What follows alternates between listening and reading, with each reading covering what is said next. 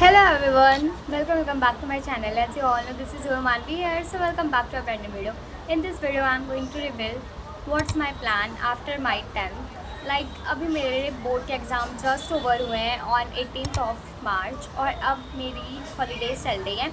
In this video I am going to reveal which stream am I going to choose और मेरा इसके बाद वाला प्लान क्या है and also tips for class 10th as well as 12th graders like मेरे juniors, because अब मैं ऑफिशियली एक 11th ग्रेडर बनने वाली हूँ. तो मेरे प्लान्स जो भी थे अपने क्लास 10th को लेकर, मतलब जो भी मैंने करे थे और अपने क्लास 9th को लेकर, वो मैं इस वीडियो में रिवील करने वाली हूँ. और सबसे सही बात कि मैं अनबर्बाद का बुक रिव्यू करने वाली हूँ. So without any further delay let's begin to start the video. So firstly without starting the video मुझे तुम्हें इस बुक के बारे में बताना है, क्योंकि इस बुक को पढ़ना बहुत ज़रूरी है.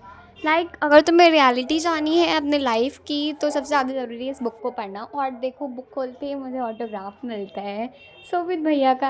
अभी मैं परचम इवेंट अटेंड करके आई हूँ एज अ VIP गेस्ट, तो मैंने वहाँ पे सोबित भैया का उनके ही बुक में ऑटोग्राफ लिया था और अपने नेम के साथ. So it's a big thing for me. तो देखो, सबसे पहले तो तुम्हें इस बुक में कंटेंट दिखाई देंगे कि ये बुक जो है वो चैप्टर वाइज डिवाइड है. तुम्हें अगर कोई भी प्रॉब्लम हो रही है तो तुम ऐसे चैप्टर्स देखो जो तुम्हारे प्रॉब्लम से थोड़ी रिलेटेड है. इसमें हर एक प्रॉब्लम का सॉल्यूशन है और वो चैप्टर तुम जाके पढ़ लो. बट मैंने यहाँ पे पूरा का पूरा चैप्टर पूरी की पूरी बुक पढ़ ली है एक ही दिन में. ये बुक बहुत अच्छी बात थी पढ़ने को मेरे लिए, क्योंकि इस बुक से मुझे काफ़ी आइडिया मिले हैं स्ट्रीम चूज़ करने से लेकर बहुत कुछ.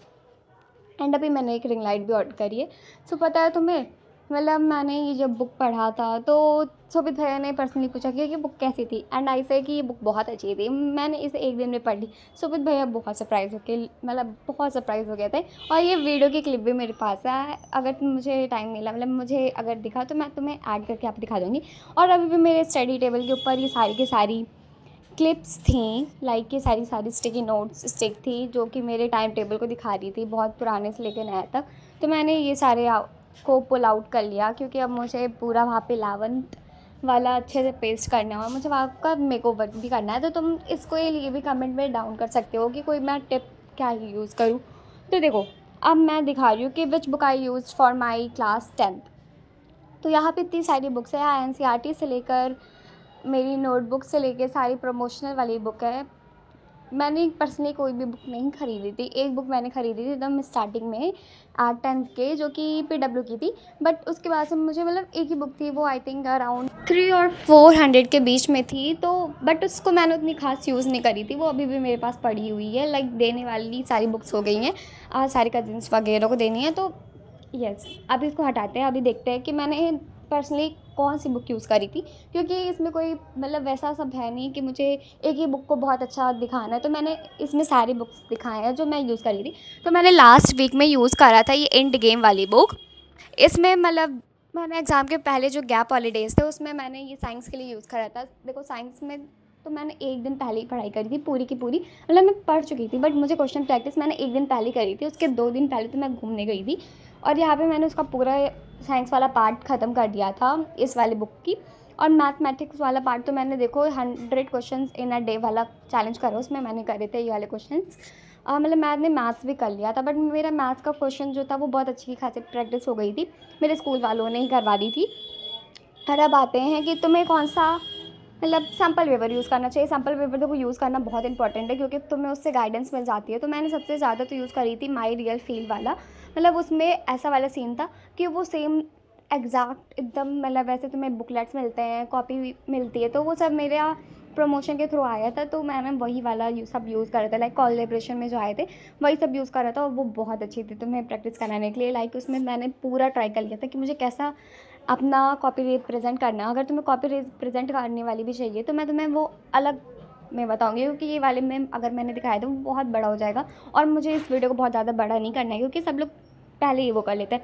और मैंने उस वाल का ये रिवीजन वाला बुक यूज़ करा था, लास्ट मिनट रिवीजन. इसमें सारे चैप्टर्स के ये मैंने पर्सनली इंग्लिश के लिए यूज़ करा था, क्योंकि इंग्लिश के यहाँ पे सारे समरी थे तो बहुत अच्छे से सारी समरी कवर हो गई थी. और मैंने इसे एक दिन पहले भी पेपर के पढ़ा था इंग्लिश एग्ज़ाम के गैप डेज में. और यहाँ पे मैंने उस वाल का ही सैम्पल पेपर यूज़ करा था. बुक वाली बात हो तो सैम्पल पेपर तो उस वाल का भी बहुत बेस्ट था. लास्ट टाइम में मैंने बस PW का वो वाला करा था, जब पेपर पास आ गए थे तब करा था। और उसके पहले तो ये साल भर में मैंने थोड़े थोड़े बस इसमें से ट्राई करे थे। और ये देखो, ये मेरे पास 5 है। अब बोलो तुम लोग कैसे 5 हो गया?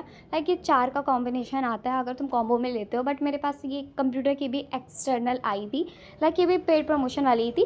कंप्यूटर की मैंने अलग से मैम से बोल के मंगवा ली थी, मतलब मुझे ऐसा काम है ऐसा बोल कर। और मैम ने जब बोला था कि तुम्हें और कुछ ज़रूरत है तो बता दो तुम, मैम मतलब देविका मैम बोली थी, तो मैंने डायरेक्ट उनसे बोल दिया था। तो और मैंने इसमें भी सारा करा था, लाइक कंप्यूटर भी मैंने ऑप्ट करा था। दैट्स वाई मुझे कंप्यूटर के लिए पड़ी थी एक्सटर्नल बुक और सैम्पल पेपर। अगर तुम कंप्यूटर ऑप्ट नहीं करो तो तुम्हें ज़रूरत नहीं है, और आई डोंट थिंक कि इतनी ज़्यादा ज़रूरत होती है बुक्स की, क्योंकि NCERT तो सबसे ज़्यादा इंपॉर्टेंट है। NCERT अगर तुम कर लेते हो तो तुम्हें कोई भी बुक की ज़रूरत नहीं पड़ती है। तो मेरा देखो सिंपल सा यही था, मैंने सिर्फ यही यूज़ करी थी बुक। अब मैं तुमको अपने नोट्स वगैरह की बात बताती हूँ कि मैंने नोट्स वगैरह कैसे बनाए थे। तो मैंने 2 तरह के नोट्स बनाए थे, एक शॉर्ट नोट्स जो मुझे लास्ट टाइम में हेल्प करते थे एग्ज़ाम के, और एक लॉन्ग नोट्स। ये मेरे सेल्फ नोट है, मतलब स्कूल वाले नोट्स नहीं हैं। जो स्कूल वाले नोट्स थे मुझे उससे ज़रूरत नहीं पड़ती थी पढ़ने के लिए, क्योंकि मैंने उतना खासा मतलब अच्छे से स्कूल में पढ़ लिया था कि मुझे दोबारा रिवाइज़ करने की ज़रूरत ना पड़े।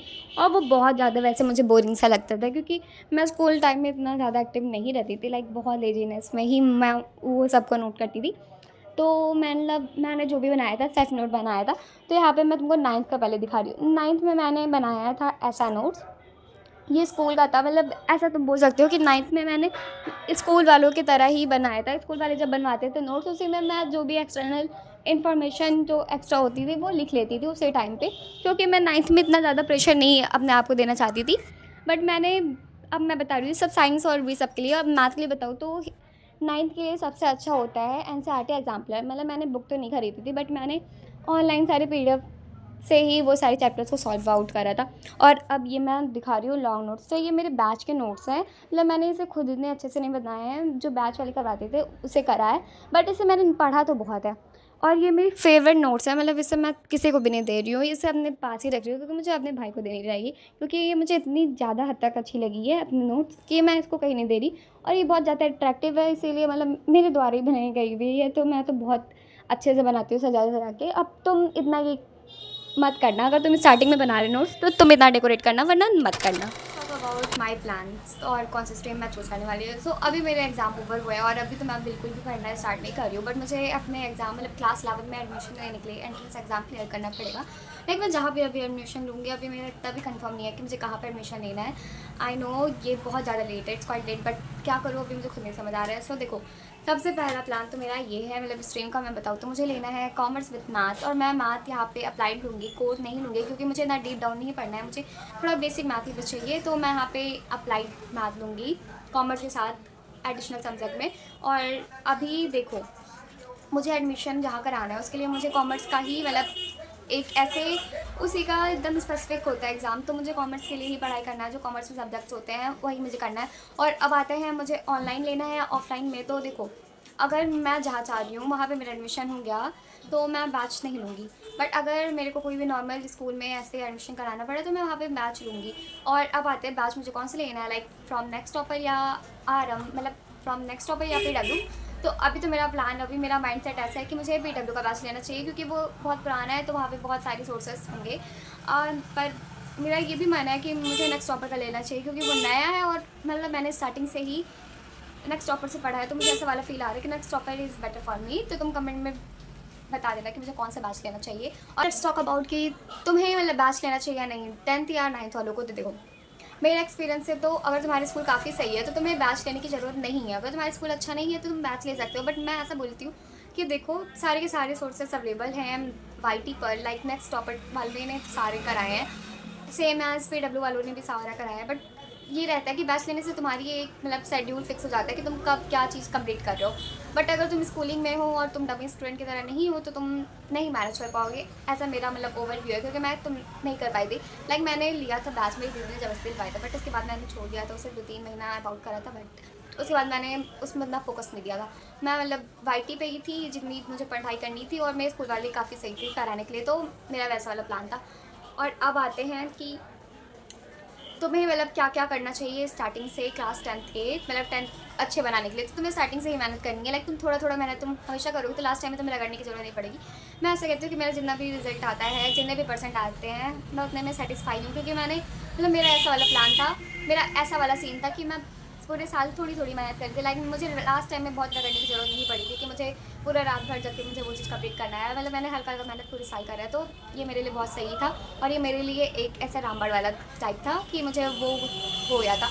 और अब तुम बताओ कि तुम्हें अब कैसे कैसे ब्लॉग चाहिए। लाइक अब मुझे समझ नहीं आ रहा कि मैं और क्या पोस्ट करूँ। लाइक मैंने ये वाले वीडियो में तो वो 9th से लेकर 10th और 11th तीनों को कंप्लीट करके कंबाइन करके ये वीडियो बना दी है। अब मैं नोट्स वगैरह का बताऊँ कि नोट्स वगैरह तुम्हें कैसे बनाने चाहिए। तो देखो, मैंने तुम्हें अभी पीछे वाले मतलब क्लिप्स में दिखाया कि मैंने नोट्स कैसे बनाया था। लाइक मैंने short notes as well as long notes दोनों बनाए थे। वो मेरा जो दोनों था वो मेरा घर का खुद का था, सेल्फ नोट्स थे। और मेरे जो स्कूल वाले नोट्स हैं वो बैग में पड़े हैं। वो मुझे पीरियोडिक टेस्ट तक ही सिर्फ काम आए थे। और लास्ट टाइम में मैंने उसे नहीं पढ़ा था क्योंकि मैंने क्लास टाइम में ऐसा पढ़ लिया था कि मुझे अब उसको दोबारा पढ़ने की जरूरत नहीं पड़ी थी। लाइक उसे क्लास टाइम में रिमेंबर अच्छे से कर लिया था, मुझे मेमोराइज करने की फिर से बाद में कभी चेक करने की जरूरत नहीं पड़ी थी। जो मेरा शॉर्ट नोट था वो मेरे खुद के लिए था क्योंकि मैं उसे बहुत अच्छे से ओवरव्यू कर पा रही थी तुरंत, क्योंकि मैंने खुद बनाया था तो मुझे पता रहता था। मतलब मैंने उसमें पूरा पूरा ऐसे भरा हुआ नहीं था कि पूरे के पूरे चैप्टर का समरी है। वो लॉन्ग नोट्स में था जब मैं बैच के टाइम पे मतलब उसे बनाया करती थी। बट जब मैंने शॉर्ट नोट्स बनाए थे तो मैंने बस उसमें वही चीज़ रखे थे जो मैं मिस आउट कर जा रही थी। और वो मेरा एक ऐसा वाला काम करता था कि मैं पेपर देने जा रही हूँ उससे पहले मैं उसे पढ़ ले रही हूँ एंड मेरा सब कुछ आउट क्लियर हो गया था। तो मेरा सिर्फ सिंपली यही है। और क्लास 10th बहुत हार्ड नहीं है, वो बस सिर्फ हाइप कर दिया जाता है यूट्यूबर्स और study bloggers as well as teacher और स्कूल वालों की तरह से। Like it's a harsh reality, but class 10th easy है, ऐसा मेरा वो कहना है। अगर तुम साल भर थोड़ी थोड़ी मेहनत करते हो लास्ट टाइम तो मेरा करने की जरूरत ना पड़े। So yes guys, for today अब तुम बताना अब मैं क्या करूँ। एंड यस, अब देखते हैं कोई और ब्लॉग बनाते हैं। और मुझे अभी परचम इवेंट वाला भी ब्लॉग शूट करना था। मतलब शूट मैंने कर चुका है, लाइक अटेंड करके आ गई हूँ, मिल भी चुकी हूँ, बहुत अच्छा लगा था तुम लोग से मिलकर भी और टीचर से भी मिलकर। और अब देखते हैं, अभी उसको मैं पोस्ट कर दूँगी 2-3 दिन में। एंड आज या कल में मैं ये वाला ब्लॉग पोस्ट करूँगी, कल में तब तक से। So yes, take care, bye bye, I love you all.